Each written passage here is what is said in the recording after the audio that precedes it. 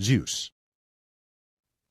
The greatest of the Olympian gods, and the father of gods and men, was a son of Cronos and Rhea, a brother of Poseidon, Hades, Pluto, Hestia, Demeter, and Hera, to whom he was married. When Zeus and his brothers distributed among themselves the government of the world by lot, Poseidon obtained the sea, Hades, the lower world, and Zeus, the heavens and the upper regions. But the earth became common to all. Later mythologers enumerate 3 versions of Zeus in their genealogies, 2 Arcadians and 1 Cretan. The first is said to be a son of Ether, the second of Colus, and the third of Saturnus. This accounts for the fact that some writers use the name of the king of heaven who sends dew, rain, snow, thunder, and lightning for heaven itself in a physical sense. According to the Homeric account, Zeus, like the other Olympian gods, dwelt on Mount Olympus in Thessaly, which was believed to penetrate with its lofty summit into heaven itself. He is called the father of gods and men, the most high and powerful among the immortals, whom all others obey. He is the highest ruler, who with his counsel manages everything, the founder of kingly power, of law and order, whence Dis, Themis, and Nemesis are his assistants. For the same reason, he protects the assembly of the people, the meetings of the council, and as he presides over the whole state, so also over every house and family. He avenged those who were wronged, and punished those who had committed a crime, for he watched the doings and sufferings of all men. He was further the original source of all prophetic power, from whom all prophetic signs and sounds proceeded. Everything good, as well as bad, comes from Zeus, and according to his own choice he assigns their good and evil lot to mortals, and fate itself was subordinate to him. He is armed with thunder and lightning, and the shaking of his aegis produces storm and tempest. A number of epithets of Zeus in the Homeric poems describe him as the thunderer, the gatherer of clouds, and the like. He was married to Hera. Hera sometimes acts as an independent divinity. She is ambitious and rebels against her lord, but she is nevertheless inferior to him, and is punished for her opposition.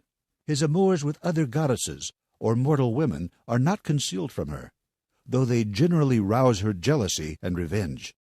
During the Trojan War, Zeus, at the request of Thetis, favored the Trojans until Agamemnon made good the wrong he had done to Achilles. Zeus, no doubt, was originally a god of a portion of nature, whence the oak, with its eatable fruit, and the fertile doves were sacred to him at Dodona and in Arcadia. But in the Homeric poems, this primitive character of a personification of certain powers of nature is already effaced to some extent, and the god appears as a political and national divinity, as the king and father of men, as the founder and protector of all institutions hallowed by law, custom, or religion. Hesiod also calls Zeus the son of Cronos and Rhea, and the brother of Hestia, Demeter, Hera, Hades, and Poseidon. Cronos swallowed his children immediately after their birth, but when Rhea was near giving birth to Zeus, she applied to Uranus for advice as to how the child might be saved. Before the hour of birth came, Uranus and Ge sent Rhea to Lyctos in Crete, requesting her to bring up her child there. Rhea accordingly concealed her infant in a cave of Mount Aegaeon, and gave to Cronos a stone wrapped up in cloth, which he swallowed in the belief that it was his son. Other traditions state that Zeus was born and brought up on Mount Dicte, or Ida, Ithome in Messenia, Thebes in Boeotia, or Olinos in Aetolia. According to the common account, however, Zeus grew up in Crete.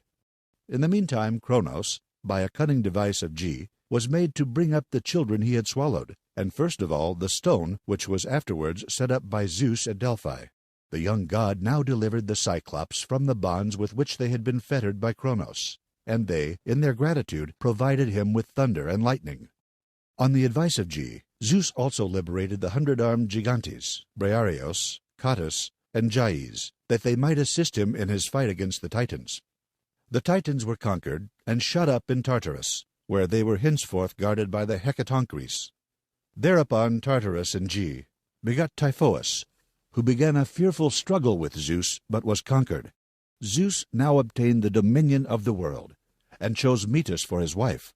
When she was pregnant with Athena, He took the child out of her body and concealed it in his own, on the advice of Uranus and Ge, who told him that thereby he would retain the supremacy of the world. For if Metis had given birth to a son, this son, so fate had ordained it, would have acquired the sovereignty. After this Zeus, by his second wife Themis, became the father of the Hori and Mori, of the Charites by Eurynome, of Persephone by Demeter, of Apollo and Artemis by Leto, and of Hebe, Eris, and Eileithyia by Hera. Athena was born out of the head of Zeus, while Hera, on the other hand, gave birth to Hephaestus without the cooperation of Zeus. The family of the Chronidae accordingly embraces the 12 great gods of Olympus: Zeus, the head of them all, Poseidon, Apollo, Ares, Hermes, Hephaestus, Hestia, Demeter, Hera, Athena, Aphrodite, and Artemis. These 12 Olympian gods, who in some places were worshipped as a body, as at Athens, were recognized not only by the Greeks, but were adopted also by the Romans, who, in particular, identified their Jupiter with the Greek Zeus. In surveying the different local traditions about Zeus, it would seem that originally there were several, at least 3 divinities, which in their respective countries were supreme, but which in the course of time became united in the minds of the people into one great national divinity. We may accordingly speak of an Arcadian, Dodonaean, Cretan, and a national Hellenic Zeus. 1. The Arcadian Zeus was born, according to the legends of the country, in Arcadia, either on Mount Parrhasian or in a district of Mount Lycaon, which was called Cretia. He was brought up there by the nymphs Thiosoa, Nida, and Hagno. The first of these gave her name to an Arcadian town, the second to a river, and the third to a well. Lycaon, a son of Pelasgus, who built the first and most ancient town of Lycosura, called Zeus Lycaeus, and erected a temple and instituted the festival of the Lycaea in honor of him. He further offered to him bloody sacrifices, and among others his own son, in consequence of which he was metamorphosed into a wolf. No one was allowed to enter the sanctuary of Zeus Lycaeus on Mount Lycaon, and there was a belief that if anyone entered it, he died within 12 months after, and that in it neither human beings nor animals cast a shadow. Those who entered it intentionally were stoned to death, unless they escaped by flight, and those who got in by accident were sent to Eleuthera. On the highest summit of Lycaon there was an altar of Zeus, in front of which, toward the east, there were 2 pillars bearing golden eagles. The sacrifices offered there were kept secret. 2. The Dodonaean Zeus possessed the most ancient oracle in Greece, at Dodona in Epirus, near Mount Tomarus, from which he derived his name.